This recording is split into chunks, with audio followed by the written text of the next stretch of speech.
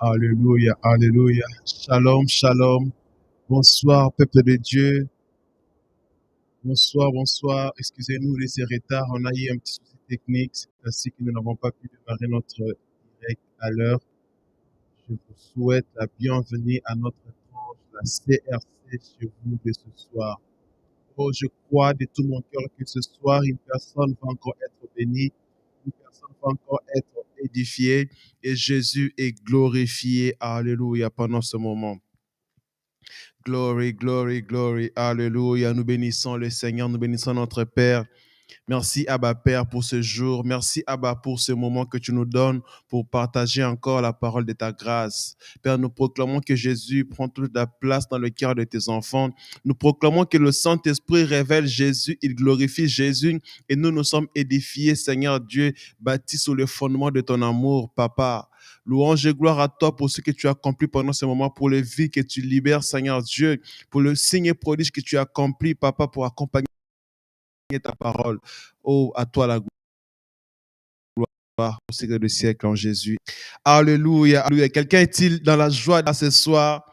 Si tu es dans la joie d'être là ce soir, tu peux partager ces messages, partager le lien avec le bien-aimé. Parce qu'aujourd'hui, Dieu va encore nous bénir, Dieu va encore nous faire du bien par sa parole. Alléluia. Nous sommes toujours dans ce thème où nous parlons sur la joie du salut. La joie du salut, yes.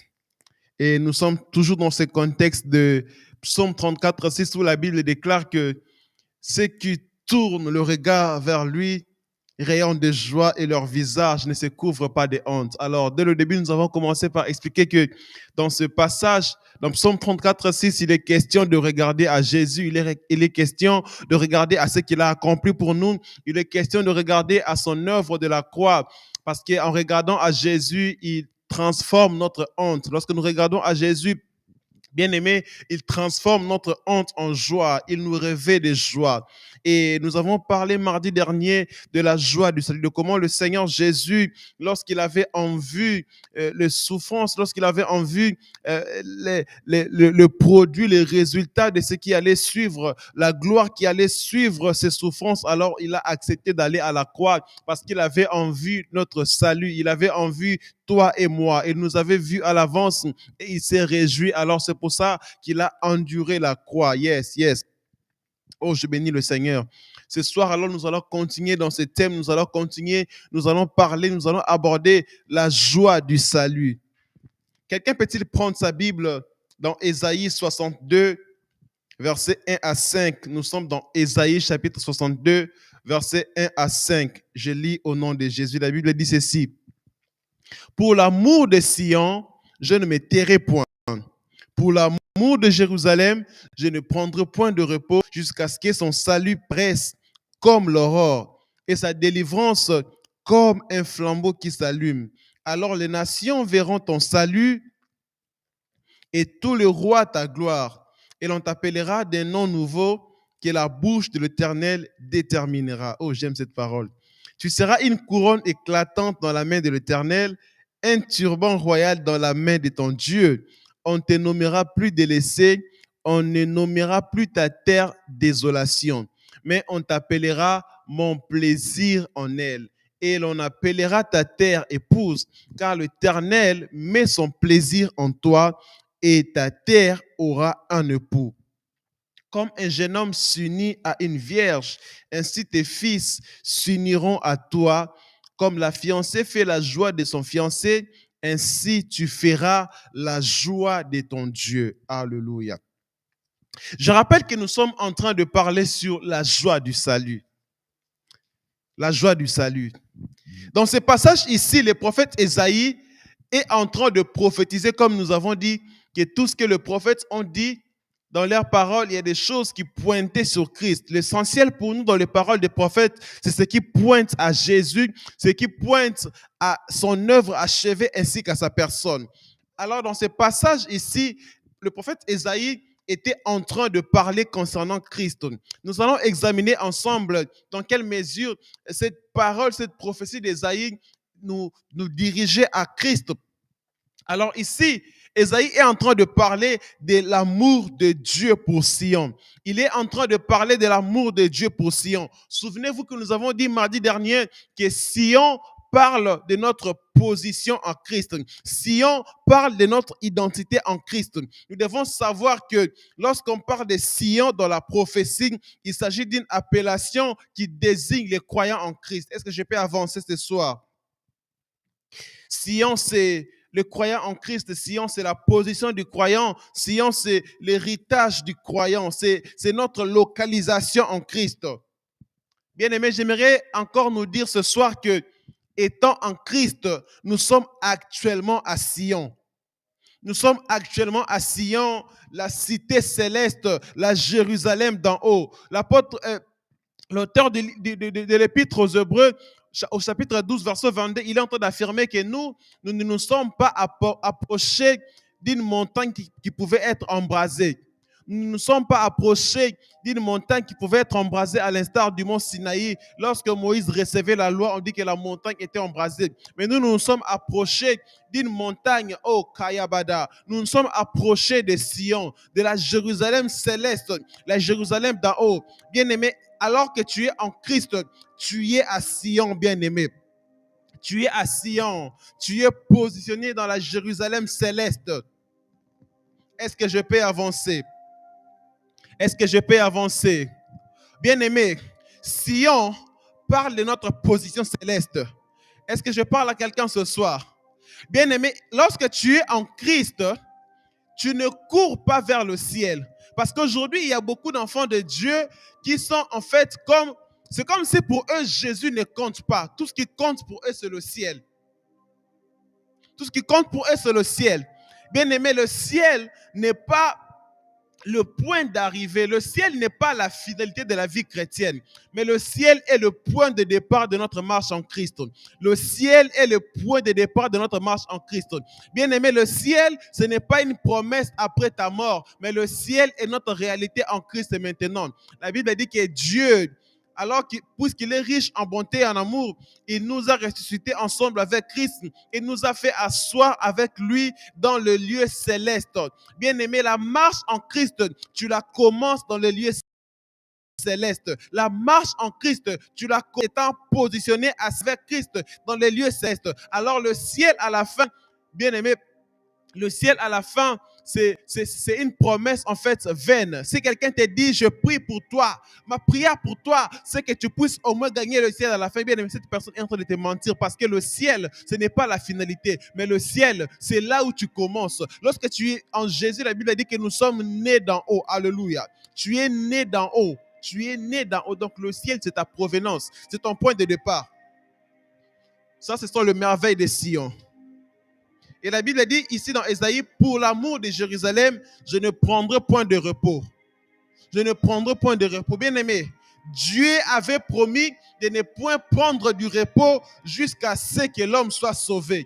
Dieu dit, je ne prendrai point de repos jusqu'à ce que son salut paraisse comme l'aurore. Oh, ce verset nous montre que le repos dont on parle dans Genèse 1 à la création n'était qu'une figure du salut en Jésus.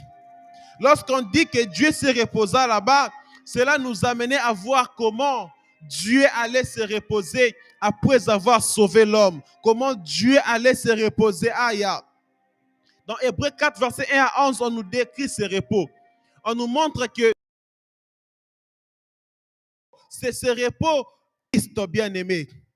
Dieu a promis de ne point se reposer jusqu'à ce que l'homme soit sauvé. Ce n'est que lorsque l'homme a été sauvé, ce n'est que lorsque Jésus a accompli l'œuvre du salut que Dieu a inauguré son repos. Et également, tous ceux qui croient en Jésus, tous ceux qui s'approprient ce que Dieu a fait pour eux en Jésus, ils entrent dans le repos. Ils entrent dans le repos. Ceux qui regardent dans la croix, ceux qui regardent, ceux qui tournent leur regard vers Jésus dans ce qu'il a fait pour eux, cela bénéficie du repos de Dieu pour eux. Alléluia. Alléluia. Alors, on dit, alors les nations verront ton salut et tous les rois ta gloire. Bien aimé, pendant que j'ai médité ces passages, je me suis posé la question. Comment le prophète Ésaïe pouvait-il dire ici que les nations allaient voir notre salut? En fait, le fait qu'Ésaïe dise ici que les nations verront ton salut implique qu'il y a un signe, il y a un signe visible à travers lequel le salut allait être reconnu. Bien aimé, il y a un signe à travers lequel les nations reconnaissent ton salut en Christ Jésus. Donc, Ésaïe était en train de nous montrer que ce salut va être accompagné d'un particulier. Ce salut en Christ va être accompagné d'un signe particulier. Oh, bien aimé, il y a un signe par lequel, lorsque les gens te regardent, lorsque le monde te regarde, ils reconnaissent que celui-là, il est en Christ. Celui-là, il est en Jésus, il est uni à Jésus. Celui-là, il a reçu le salut de Jésus. Et ce signe, c'est la joie. C'est la joie du salut. C'est la joie que Christ produit en toi. C'est la joie que Jésus produit en toi lorsqu'il vient vivre en toi, bien-aimé. C'est par ce signe que le monde reconnaît que tu es sauvé en Jésus. Est-ce que je parle à quelqu'un? Et Ésaïe dit, on t'appellera d'un nom nouveau que la bouche de l'Éternel déterminera. Oh, bien-aimé, alors que je lisais ces mots, alors je suis allé dans 2 Corinthiens chapitre 5, verset 17, où l'apôtre Paul déclare que si quelqu'un est en Christ, il est une nouvelle création. Les choses anciennes sont passées et voici toutes choses sont devenues nouvelles. Bien-aimé, les noms nouveaux que Ésaïe est en train de prophétiser, que Ésaïe est en train de prédire ici, n'est rien d'autre que l'identité nouvelle que nous recevons en Christ. Les noms nouveaux que Ésaïe prédit ici, qui est déterminé par la bouche de Dieu, ce n'est rien d'autre qu'une identité nouvelle que nous recevons en Christ. Bien-aimés, à travers l'œuvre du salut, nous avons reçu en Christ une nouvelle identité. L'œuvre du salut accomplie par Jésus change notre identité, nous attribue une nouvelle identité, de sorte que lorsqu'on te regarde, on ne peut plus t'identifier à ce que tu étais avant. On ne peut plus t'identifier à tes origines. On ne peut plus t'identifier par rapport à ton tempérament. On ne peut plus t'identifier par rapport à ta progéniture, mais on t'identifie avec un nom nouveau. Et ce nom nouveau, c'est l'homme en Christ. Ce nom nouveau, c'est la nouvelle création. Alléluia. Oh, je ne sais pas les noms que vous avez toujours portés pendant toute votre vie, bien-aimée. Je ne sais pas les noms que le monde vous a toujours donnés.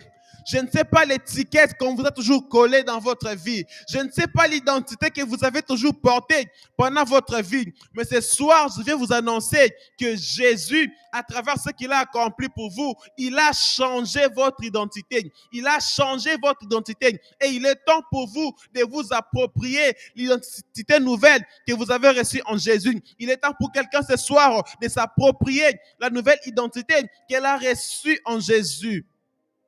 Oh, bien-aimé, en Jésus, tu as reçu une nouvelle identité. Tu as reçu un nom nouveau. Tu as reçu un nom nouveau. Oh, bien-aimé, oublie cette identité, cette fausse identité que tu avais. Oublie encore cette identité d'illusion que tu avais jusque-là. Parce que Dieu l'a changé lorsque tu es venu en Christ.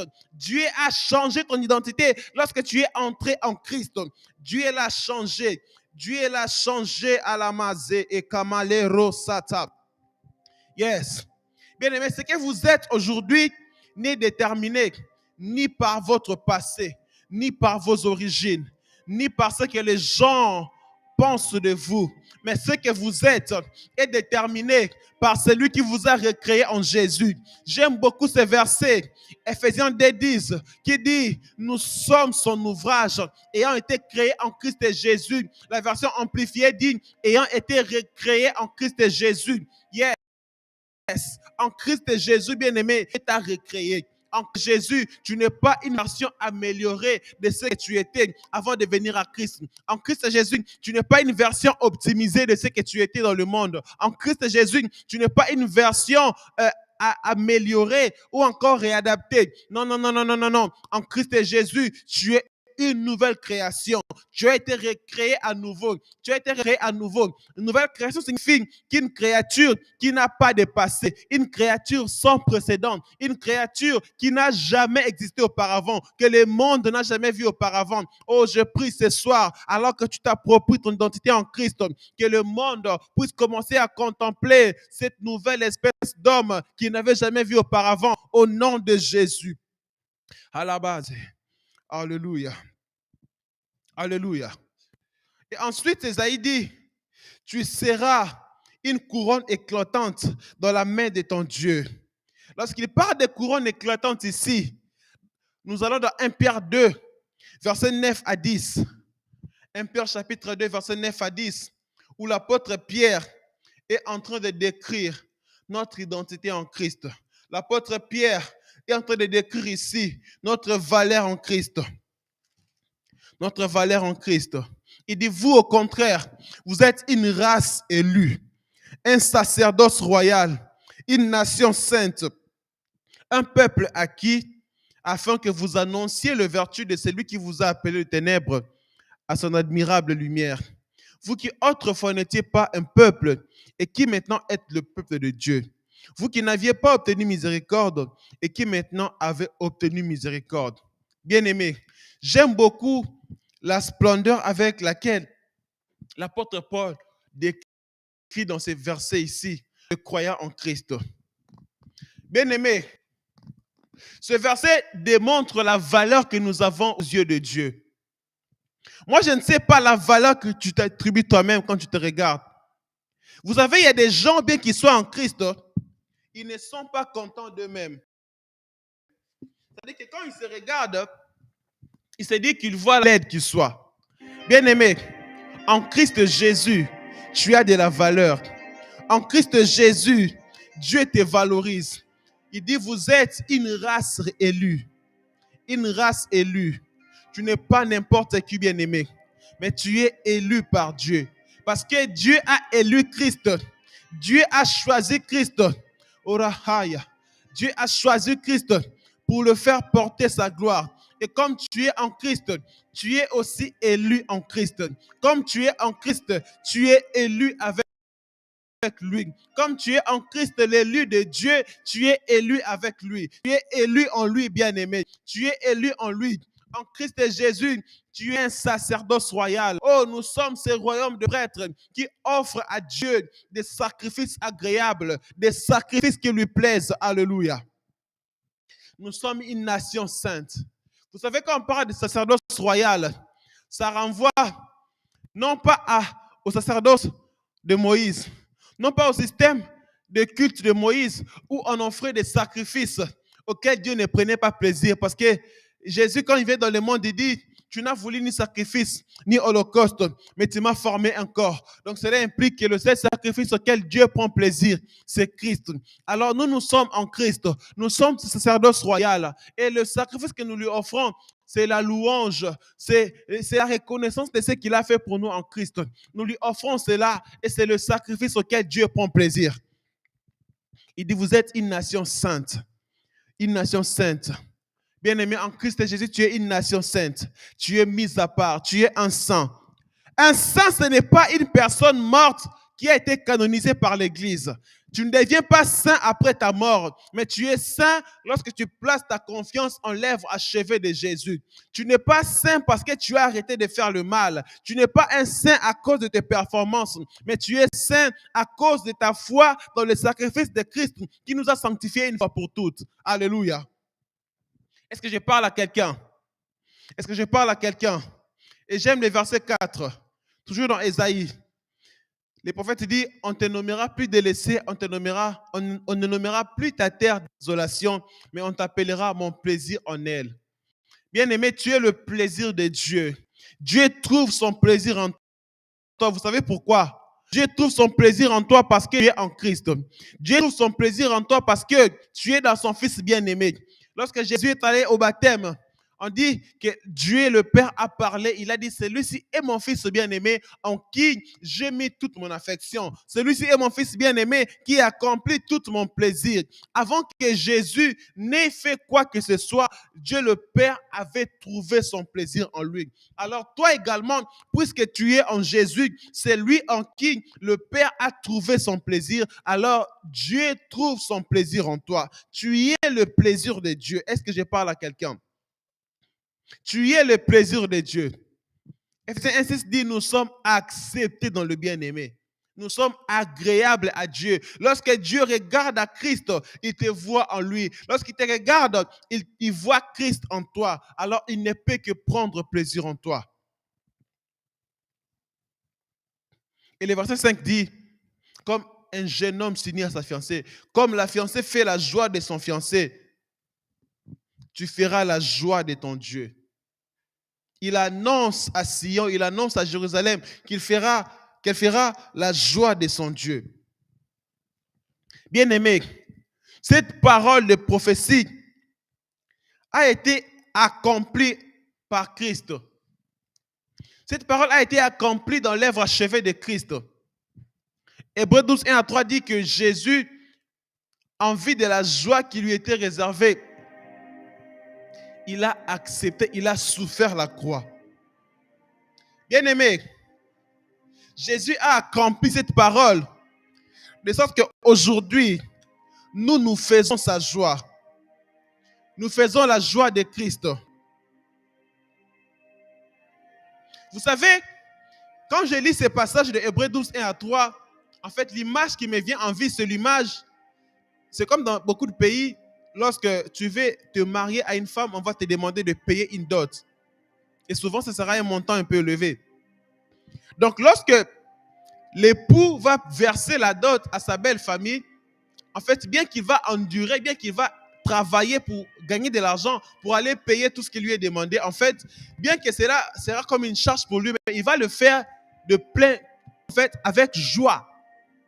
Et c'est la même chose. Lorsque Jésus donnait sa vie pour nous, Jésus le faisait avec joie parce qu'il avait en vue la conséquence, il avait en vue le résultat, il avait en vue ce qui allait en découler. C'est ainsi qu'il a versé son sang précieux pour nous racheter. Bien-aimé, en lisant ce passage d'Ésaïe 62, 1-5, j'ai compris une chose. J'ai compris que Dieu est la source de la joie. Dieu est le maître de la joie. Dieu est le créateur de la joie. Dieu est celui qui commence, celui qui produit la joie.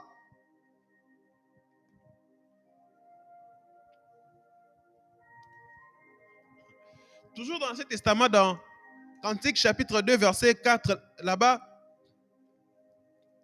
la bien-aimée dit, mon bien-aimé m'a fait entrer dans la maison du vin et la bannière qu'il déploie sur moi, c'est l'amour.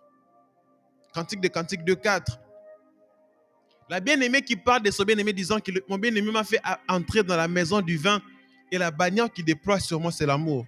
En fait, la bien-aimée ici, c'est toujours l'image de nous, les croyants, qui sommes l'épouse de Christ. Bien-aimé, le fait qu'on nous décrive comme l'épouse de Christ est une image qui décrit notre union avec Jésus. Bien-aimé, Jésus nous a amenés dans la maison du vin, qui est l'image de l'intimité, du lieu où nous recevons la joie. Parce que le vin, c'est une image du Saint-Esprit. Le vin, c'est une image de la nouvelle alliance. Et cette nouvelle alliance, elle produit en nous la joie. Lorsqu'une personne prend du vin, cette personne sera dans l'ivresse. Et l'un des signes de l'ivresse, c'est que la personne va être dans une joie débordante. La personne va commencer à délirer. Et de la même manière, quand tu reçois Jésus, bien-aimé, quand tu es en Christ Jésus, alors tu bois de ce vin nouveau. Tu bois du vin nouveau de la nouvelle alliance, le vin nouveau du salut. Et quand tu bois de ce vin nouveau, bien-aimé, qu'est-ce que cela produit en toi? Cela va produire en toi la joie, mes bien-aimés. C'est pour ça que Jésus va dire dans Matthieu 9, il dit, ne mettez pas le vin nouveau dans des vieilles outres. Donc ne mettez pas le salut de la nouvelle alliance, le salut de la grâce, ne les mettez pas dans des contenants de l'ancienne alliance. Parce que ce vin-là est dangereux. Ce vin est dangereux. Oh, oh, oh.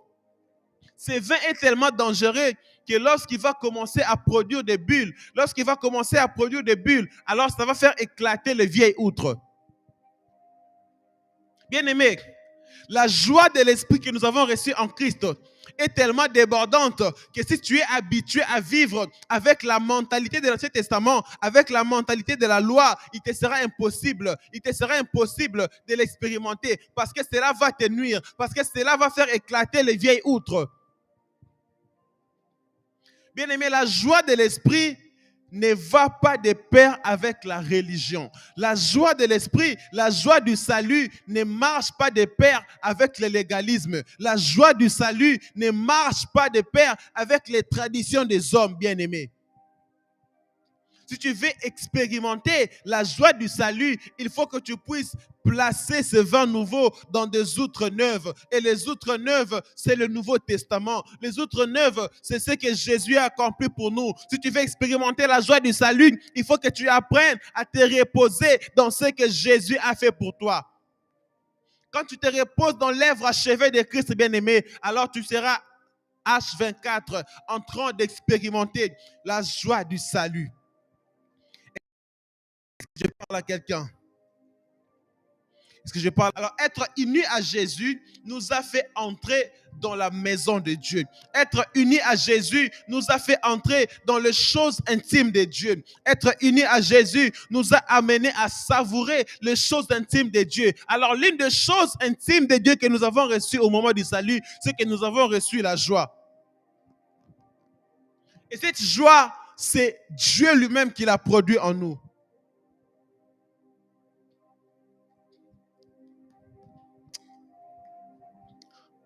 Je risque encore de parler sur le ciel. Vous savez, il y a des personnes, bien qu'elles soient sauvées, mais elles sont devenues inutiles sur la terre parce que tout ce qu'ils attendent, c'est d'aller au ciel. Bien aimé, Dieu ne nous a pas sauvés seulement pour aller au ciel. Parce que Dieu, en t'ayant sauvé, il sait qu'il y a toute une famille qui doit être sauvée à travers toi. Dieu sait qu'à travers toi, il y a toute une génération qui doit être sauvée. Alors lorsque les croyants est seulement focalisé, en fait, c'est plutôt une priorité mal placée. Parce que les croyants en Christ, ils opèrent à partir du ciel. Tu es tu es positionné dans le ciel. Tu vis au ciel. Les jours où tu quittes ce monde, en fait, tu ne fais que retourner là où tu étais déjà avec Christ.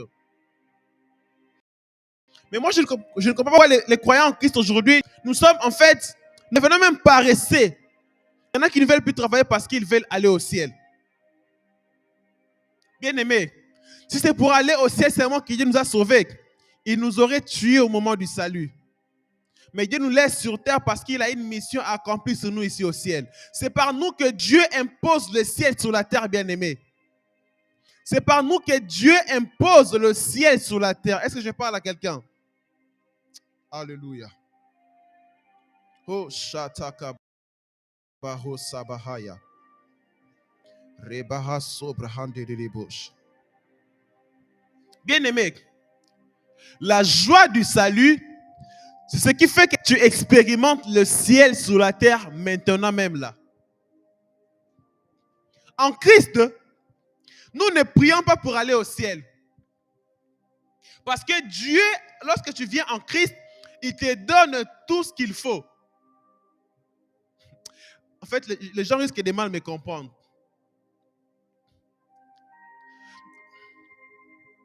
En fait, le ciel, c'est le point de départ de notre vie en Christ.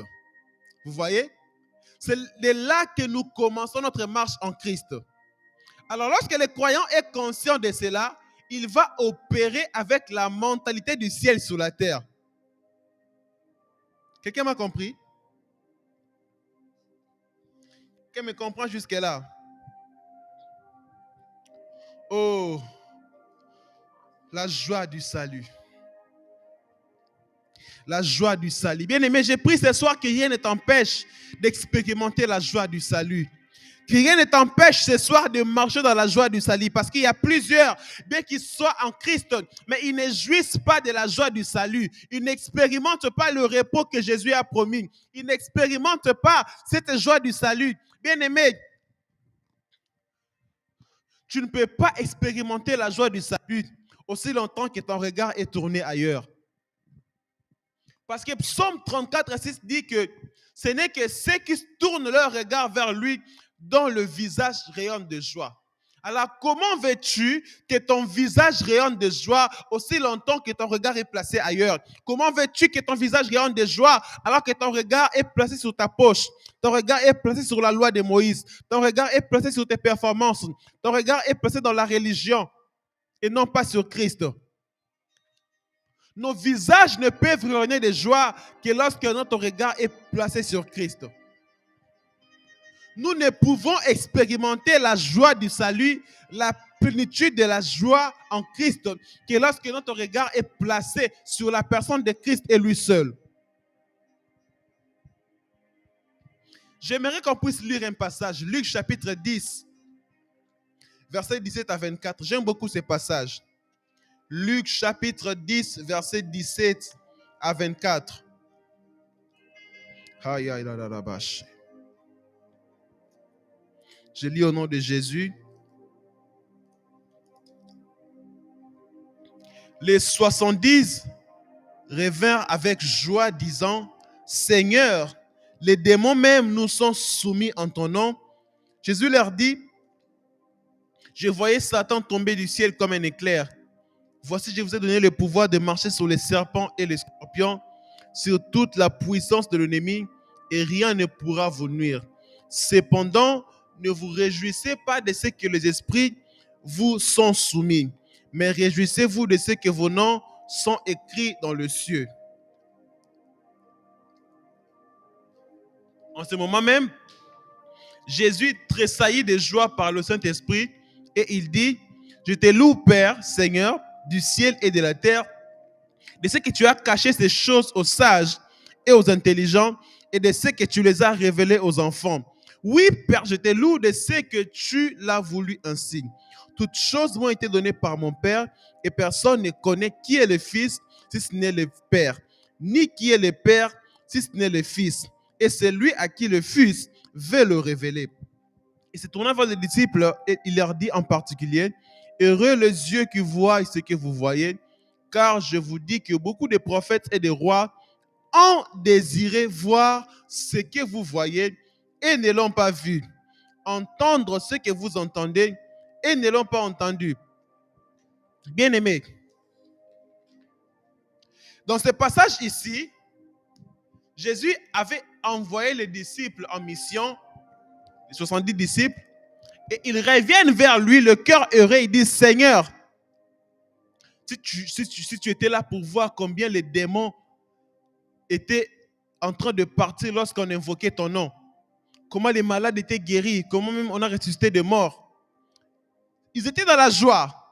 Tout comme nous aujourd'hui, nous serions aussi dans la joie lorsque le miracle se produise. Ce n'est pas une mauvaise chose. Jésus leur dit, c'est bien, vous faites bien de vous réjouir. Mais réjouissez-vous plutôt du fait que vos noms sont écrits dans le ciel. Ne vous réjouissez pas du fait que vous accomplissez des miracles, mais réjouissez-vous plutôt du fait que vos noms sont écrits dans le ciel. Bien-aimés, la joie du salut n'est pas basée sur les expériences que tu rencontres. La joie du salut n'est pas basée sur ce que je vois, parce que les expériences changent du jour au lendemain.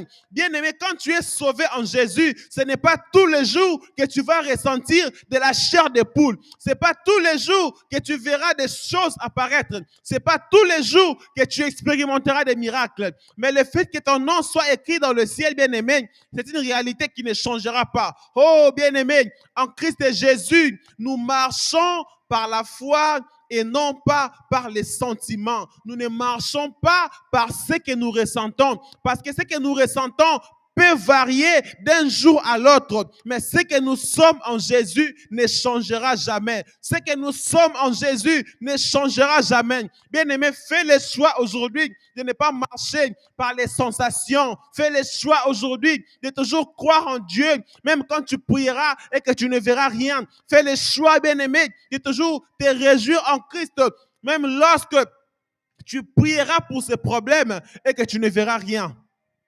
Parce que notre identité en Christ est basée sur notre salut. Jésus dit, réjouissez-vous de ce que votre nom, de ce que vos noms sont écrits dans le ciel. Bien-aimés, la force motrice de la joie du croyant, c'est son salut en Jésus. La force motrice de notre joie, c'est la qualité de notre salut en Jésus. Écoutez, je vais dire une chose. Oh, shakatalaba roto yondoro zeketele gaba. Rekato baradada ze. Ratakantelele braza. Bien-aimé, notre joie en Christ Jésus n'est pas déterminée par les choses que nous vivons. Notre joie en Christ Jésus n'est pas déterminée par les conditions économiques de la France. Notre joie en Christ Jésus n'est pas déterminée par le climat des affaires du pays. Notre joie en Christ Jésus est déterminée uniquement par ce que nous sommes en Jésus. Est-ce que je peux avancer? Est-ce que je peux parler à quelqu'un ce soir? Oh, chatalabahaso. Habakon zeberedonch. Ratamiradon siverede chataya. Oh Seigneur, fais-nous du bien ce soir. Est-ce que je peux parler ce soir? Jésus dit, réjouissez-vous de ce que vos noms sont écrits dans le ciel. Maintenant, écoutez. Nos noms écrits dans le ciel impliquent notre identification avec Christ. Cela implique notre union avec Christ. Parce que lorsqu'on parle d'avoir les noms écrits ici, le ciel, ce n'est pas un monde physique où tu vas retrouver un livre de vie physique. Le livre de vie, c'est un symbole, c'est une métaphore qui parle du fait que nous sommes en Christ Jésus. Donc nous sommes unis à Jésus pour l'éternité. Nous sommes sauvés en Jésus pour l'éternité. Notre salut en Jésus est éternel. Alors si Jésus dit de se réjouir du fait que nos noms soient écrits dans le ciel, alors l'implication en est que si notre salut est éternel, notre joie en Jésus est aussi éternelle. Bien aimé, la joie du salut en Jésus, c'est une joie éternelle. Le croyant en Christ est une personne éternellement heureuse, une personne éternellement dans la joie. Parce que la joie que tu as reçue est éternelle. Le Dieu que nous avons est un Dieu éternel. Notre Abba est un Père éternel. Tout ce qui vient de lui est éternel. Il nous a donné une joie éternelle. Alors, il nous a donné un salut éternel. De ce salut découle une joie éternelle. Est-ce que je peux avancer? Notre joie découle de notre position céleste en Christ Jésus. Parce que c'est là, dans cette position-là, que nous avons la révélation du Père. C'est dans cette position en Christ que nous connaissons Dieu comme notre Père.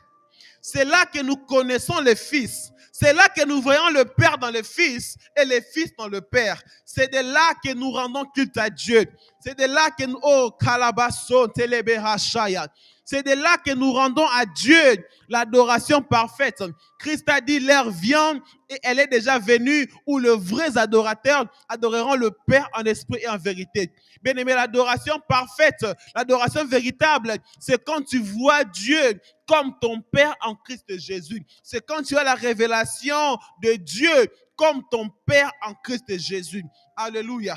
L'adoration véritable, c'est voir Dieu en Christ. C'est voir Dieu en Christ. Est-ce que je parle à quelqu'un? Est-ce que je parle à quelqu'un? Bien aimé, être né de nouveau signifie la plénitude de la joie. Être né de nouveau signifie que tu es rempli de la joie. Être sauvé, bien-aimé, équivaut à être rempli de la joie. Bien-aimé, les jours où tu es venu en Jésus, tu es devenu quelqu'un de nouveau. Écoute ce qui s'est passé. Écoute ce qui s'est passé. Galates chapitre 5, verset 22. Je vais t'informer de quelque chose de merveilleux qui a pris place le jour où tu as été sauvé en Jésus. Galates chapitre 5, verset 22.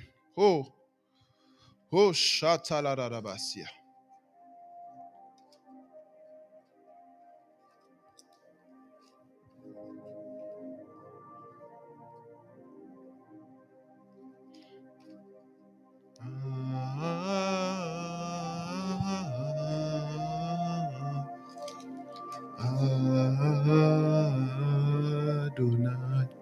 Galates 5, 22, la Bible dit ceci.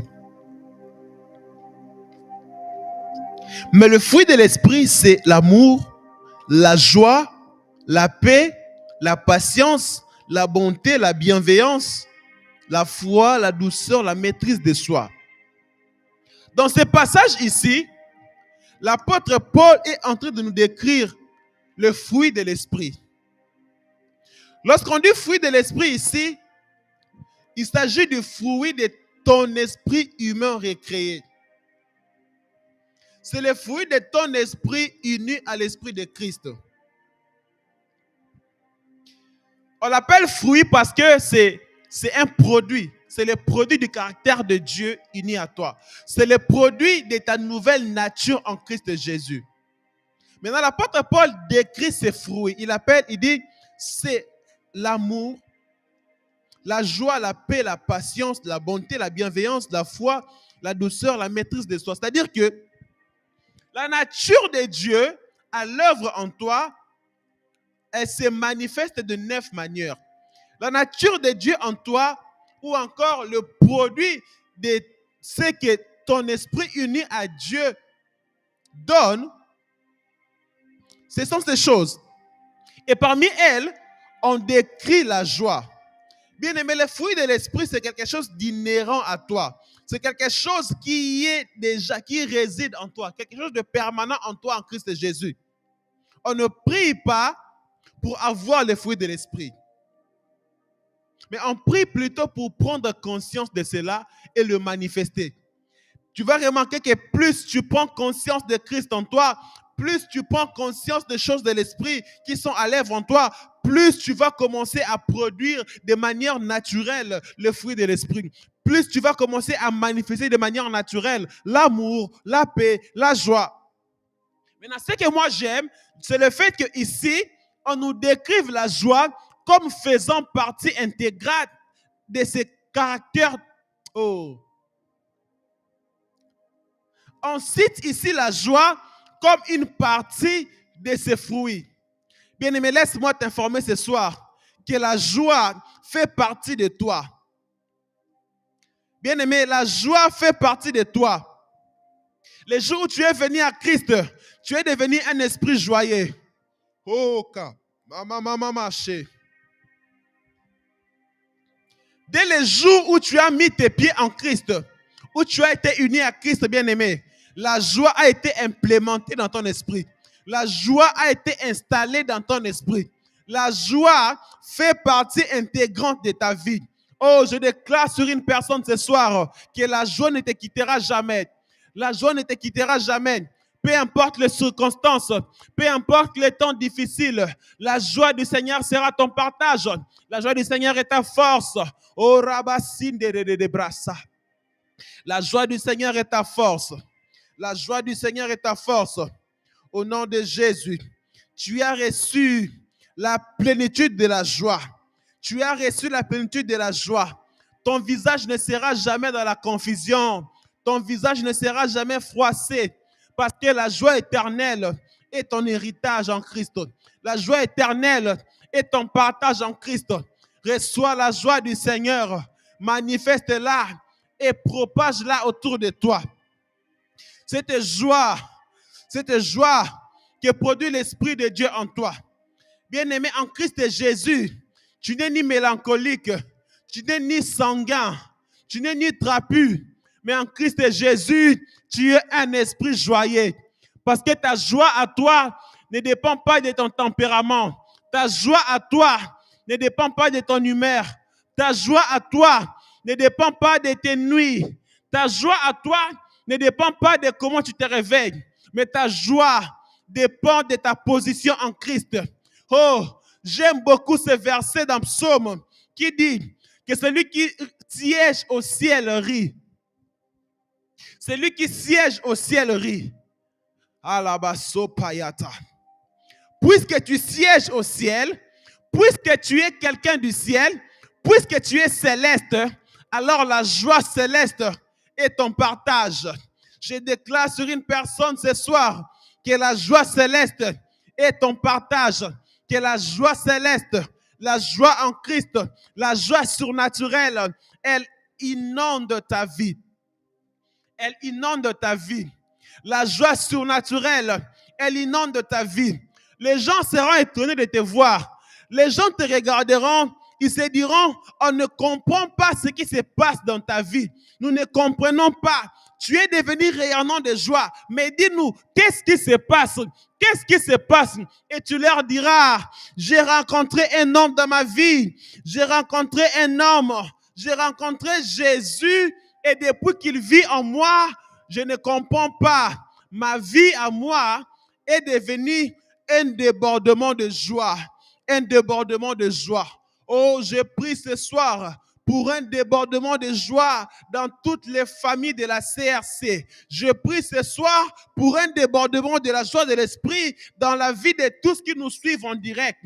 Je prie ce soir pour un débordement de la joie surnaturelle dans la vie de tous qui nous suivent. Kalababra so papakita, le pandele kinde brahandene kasateya. Oh, je prie ce soir pour un débordement de la joie surnaturelle qui apporte même la guérison de l'âme et du corps. Au nom de Jésus, au nom de Jésus.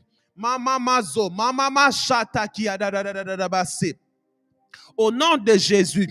Oh, je déclare un débordement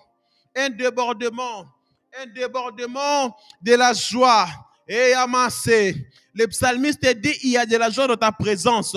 Puisque nous sommes dans ta présence en Christ Jésus, Père, je déclare ce soir que ton peuple va manifester ta joie surnaturelle. Père, en dépit des circonstances, en dépit de ce qui leur arrive, en dépit de leurs expériences, je déclare que ton peuple va marcher dans la joie du salut, étant rassuré que tu es toujours de notre côté, étant rassuré que tu es toujours avec nous, en nous et parmi nous. Rababablo sapakite, et plobabagis kabablosha, et kimalabagis tabrahandele ke mahasobraya, la ganda magera da brasaya, korabada da brazemanda ke da braya, et les gama mambre ge nanablo sete, les bambre de kandu nanamakazi procha, et kendi gambe da do kosata. Au nom de Jésus, au nom de Jésus, la joie du salut, la joie du salut, la joie que produit l'Esprit de Dieu, cette joie que personne ne peut nous ravir. Oh, mangere brosa. J'aimerais qu'une personne là où elle est puisse élever sa voix et commencer à rendre grâce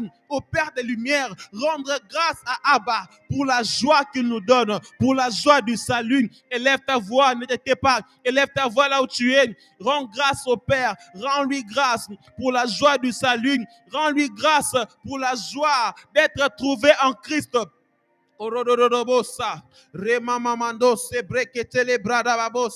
Merci Père pour la joie du salut. Merci Père pour la joie du salut. Père, nous nous réjouissons d'être trouvés en Christ. Merci, Papa. Nous sommes éternellement reconnaissants.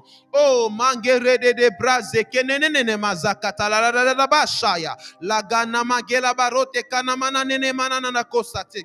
Au nom de Jésus, merci, Papa, pour la joie. Merci pour la joie. Merci pour la joie, Père de gloire. Merci, Père, parce que le vrai circoncis, c'est nous. Nous qui rendons notre culte à toi, Père de gloire, par l'Esprit. Nous qui nous glorifions en Jésus. Nous qui nous réjouissons en Jésus et qui n'avons pas confiance en la chair. Merci, Père. Merci, Père, pour la joie d'être trouvé en toi. Merci, Père, pour la joie d'être unis à jamais avec Christ. Merci pour la joie de partager une communion vivante avec toi. Merci pour la joie d'être sauvé en toi. Merci pour la joie d'être unis à toi pour toujours. Merci, Père. Nous te rendons grâce pour ta ta joie. Oh mama maglose kanandi adadada. Blanano si kanani amando shebededi ando korodobo seteke. Rebenenu kasi prekete de dia. Eriata kuzalia badadada bashaya. Au nom de Jésus. Merci pour ta joie. Merci pour ta joie, papa. Nous te rendons grâce et te célébrons. Jo kariaso. Ki barada dosa. Ki barada ke sababa kato. Vandu nakite brika yande nananamazo. Pratele gedebosha. Au nom de Jésus. Père, je déclare au nom de Jésus qu'à cause de la joie du salut qui déborde de ces lieux, qui déborde dans notre esprit, qui déborde dans notre âme et dans mon corps, je déclare, Père de gloire, que chacun de nous ce soir, oh malege sabra, ayadada boshe, labambra adaki sabra, andalaka sobrende kete levede de kosia, rebandania ke sabra ataya. Père, au nom de Jésus, je déclare que tous ceux qui sont malades, tous ceux qui ont des problèmes, Père de gloire, que la joie de l'esprit puisse déborder dans leur vie, que la joie de l'esprit, que la joie du salut puisse déborder en eux et que cela puisse amener à manifestation leur guérison au nom de Jésus. Ceux qui sont malades, recevez la guérison maintenant au nom de Jésus. Ceux qui ont des problèmes de défis, recevez la solution maintenant au nom de Jésus. Alléluia. Que la joie de l'esprit, inonde vos cœurs. Que la joie de l'esprit inonde chacun ce soir. Que la joie de l'esprit inonde vos familles. Dans le nom de Jésus. Que les familles dispersées soient maintenant réunies, restaurées par la joie du salut. Au nom de Jésus. Kamamambro bakate la brosa. Et la bambro de kimara de sikerida yabasa. Et karamaya soperadi janene karataso. Rato sheli kaparati aseke. Merci Père, au nom de Jésus. Alléluia. Merci Père de gloire. Nous te rendons grâce et te célébrons. Merci pour tes merveilles. Au nom de Jésus. Amen, amen, amen. Je crois de tout mon cœur qu'une personne ce soir a réellement été béni par ce message. Je crois de tout mon cœur que l'Esprit de Dieu ce soir a pu accomplir des choses, a pu révéler à quelqu'un la joie du salut. Oh, Redepra Sayata. Je crois de tout mon cœur que la joie du salut ce soir n'est plus seulement une théorie, mais elle devient le partage de chacun. Tu vas l'expérimenter dans ta vie. Je bénis le Seigneur pour ce moment. Alors, nous sommes la cité de rafraîchissement chrétien et notre mission, c'est de transformer des vies par la parole de Christ et avec la parole de Christ, afin de rendre l'homme à l'image de Dieu pour qu'il redevienne le reflet de la gloire de Dieu. Cette vision est contenue dans Ephésiens chapitre 4, versets 21 à 24. Alors, concernant nos programmes à la cité de rafraîchissement chrétien, nous avons notre convention annuelle, la transposition, qui va commencer dans quelques jours, du 8 au 10. Nous avons déjà le visuel qui est en circulation. Alors, comme d'habitude, nous nous arrangeons entre nous à l'église. Pour ceux qui le peuvent, vous pouvez faire parvenir vos contributions pour faire réussir ce programme. Et aussi, en ce qui concerne nos programmes, nous avons du lundi au vendredi, 12h30 sa prière à partir de 12h30 sur Zoom. Merci de vous connecter avec nous pour passer des merveilleux moments dans la prière. Le mardi, nous avons notre direct, comme aujourd'hui, la CRC chez vous, à partir de 20h30. Alors, nous avons eu des soucis techniques, c'est ainsi que nous n'avons pas pu démarrer à l'heure aujourd'hui. Nous nous excusons pour cela. Et les mercredis, nous avons à 5h la prière, la réunion de prière des femmes en 3 dimensions sur Zoom à partir de 5h. Et jeudi, nous avons un temps d'intercession à partir de 21h. Et vendredi, nous avons notre temps d'enseignement, toujours à 21h. Et dimanche, nous nous retrouvons ici à partir de 11h pour notre culte de célébration. Alors, ce sera une joie pour nous de vous retrouver, si vous habitez bien sûr la région orléanaise, de vous retrouver ce dimanche à notre culte pour écouter ensemble la parole de Dieu. Et Dieu ne manquera pas de vous faire du bien. Merci d'avoir été connecté à ce direct. Je prie ce soir que l'amour du Père, la grâce du Seigneur Jésus, qui est la communion de l'Esprit, soit le partage de chacun d'entre vous. Soyez bénis en Christ Jésus. Amen.